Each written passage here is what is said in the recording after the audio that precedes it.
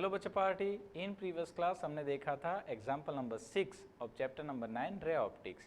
In this class बच्चों हम देखने वाले हैं एग्जाम्पल नंबर 7। एग्जाम्पल नंबर 7 जो है बच्चों वो थोड़ा सा थियरी बेस्ड और थोड़ा सा कॉन्सेप्ट बेस्ड क्वेश्चंस है। तो चलिए जल्दी से स्टार्ट करते हैं इस क्वेश्चंस को। क्वेश्चंस कह रहा है a magician during a show make a glass lens with n is equal to 1.47 disappear in a through of liquid. What is the refractive index of liquid? अब देखिए बच्चों क्वेश्चंस काफ़ी प्रैक्टिकल बेस है। Questions कह रहा है कि एक मैजिशियन था जो अपने शो के दरमियान एक ग्लास स्लैब था उसके पास, ठीक है, ग्लास का लेंस था जिसका रिफ्रैक्टिव इंडेक्स था 1.47। उसको एक लिक्विड के अंदर इमर्ज करता है और वो लेंस गायब हो जाता है। यह जादू हो गया भाई यहाँ पे। तो हमें बोला गया है कि उस लिक्विड का रिफ्रैक्टिव इंडेक्स कितना होगा। अब देखिए बच्चों एक्चुअली हुआ क्या है यहाँ पे एक लेंस गायब हो गया यानी कि दिख नहीं रहा है। तो भाई इस क्वेश्चंस को समझने के लिए पहले हमें ये समझना पड़ेगा कि हमें कोई भी चीज़ दिखती किसके कारण है। तो भाई एक फंडा तो क्लियर है, किसी भी चीज़ को देखने के लिए लाइट की रिक्वायरमेंट होती है। चलो मैंने आपको लाइट प्रोवाइड करवा दी, उसके बाद किस चीज़ की रिक्वायरमेंट होती है? तो आंसर है कि लाइट के मिलने के बाद जब भी कोई लाइट किसी सरफेस पे इम्पैक्ट होती है तो उस लाइट के साथ एक्चुअली 3 एक्टिविटी हो सकती है। पहला रिफ्लेक्शन, अगर लाइट टकरा के वापस आती है। दूसरा रिफ्रैक्शन यानी कि वो मीडियम्स चेंज कर दे, दूसरे मीडियम में ट्रैवल करने लगे।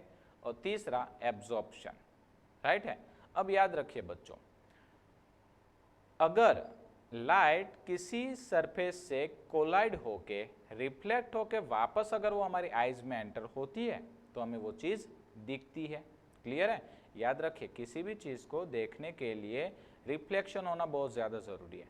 जिस दिन इस वर्ल्ड में रिफ्लेक्शन की प्रोसेस बंद हो गई, दिखना बंद हो जाएगा भाई। सिंपल सा फंडा है, राइट है।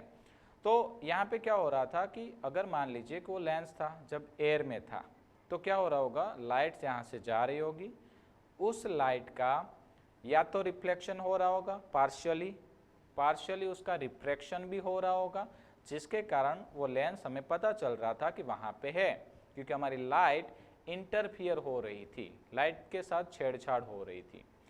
अब वही लाइट को हमने वही लेंस को लिक्विड के अंदर डाल दिया। अब हमारी लाइट कहाँ से पास होती है भाई? पहले लिक्विड में से पास होगी। मैं आपको यहाँ पे ड्रॉ करके दिखा देता हूँ। सपोज मान लीजिए कि ये हमारा एक कंटेनर है, ठीक है, इसके अंदर ऐसा यहाँ तक लिक्विड भरा हुआ होगा।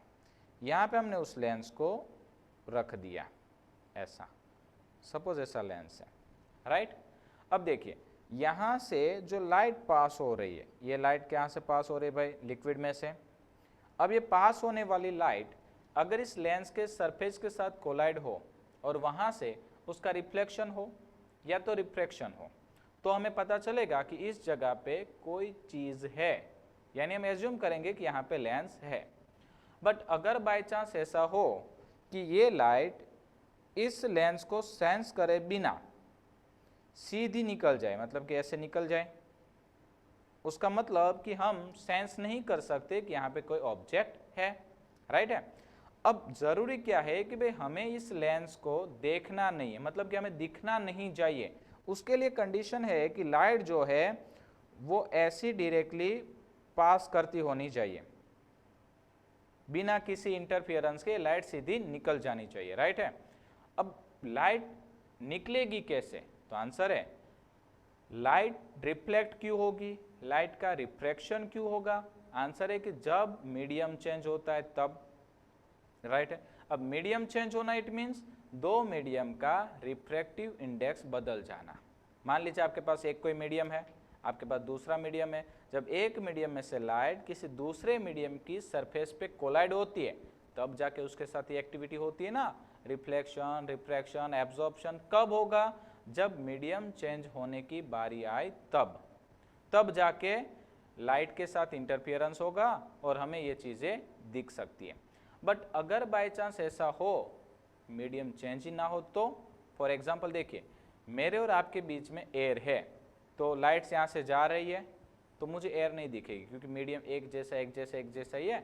अगर बीच में और कोई चीज़ आ गई तो वो चीज़ मुझे दिख जाएगी, क्यों? क्योंकि मीडियम चेंज हो रहा है।